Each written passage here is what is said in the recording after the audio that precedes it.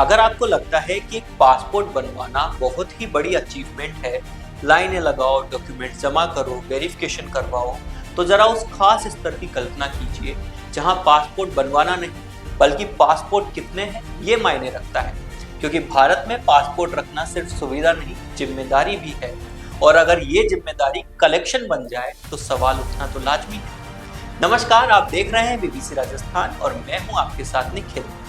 इन दिनों भारतीय नागरिकता और पासपोर्ट को लेकर सियासत गर्म है। विवाद की शुरुआत हुई कांग्रेस प्रवक्ता पवन खेरा के उस बयान से जिसमें उन्होंने असम के मुख्यमंत्री हिमंता बिस्वा शर्मा की पत्नी रिनिकी भुइया शर्मा पर गंभीर आरोप लगाए।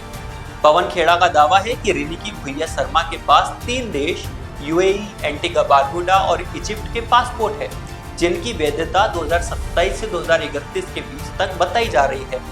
यह आरोप सामने आते ही राजनीतिक माहौल गर्मा गया और सवाल उठने लगे। वैसे इन आरोपों पर असम के मुख्यमंत्री हिमंता बिस्वा शर्मा ने कड़ा जवाब दिया। उन्होंने इन दावों को बेबुनियाद बताते हुए कहा कि यह एक सोची समझी राजनीतिक साजिश है जिसका मकसद उनकी और उनके परिवार की छवि को नुकसान पहुंचाना है।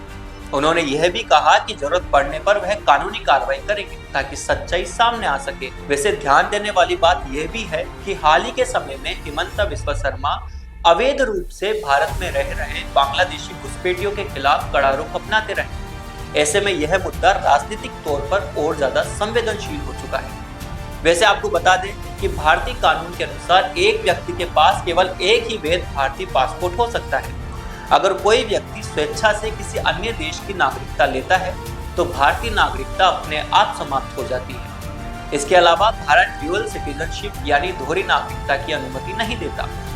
हालांकि भारत सरकार OCI यानी ओवरसीज सिटीजन ऑफ इंडिया का दर्जा देती है, लेकिन यह नागरिकता नहीं है बल्कि एक विशेष सुविधा है जिसमें पासपोर्ट नहीं मिलता बल्कि वीजा जैसी सुविधाएं दी जाती है। अब ऐसे में बड़ा सवाल यह है कि क्या लगाए गए आरोपों में कोई सच्चाई है या ये सिर्फ राजनीतिक आरोप प्रत्यारोप का एक और उदाहरण है। और अब देखना यह होगा कि इस मामले में आगे क्या मोड़ आता है।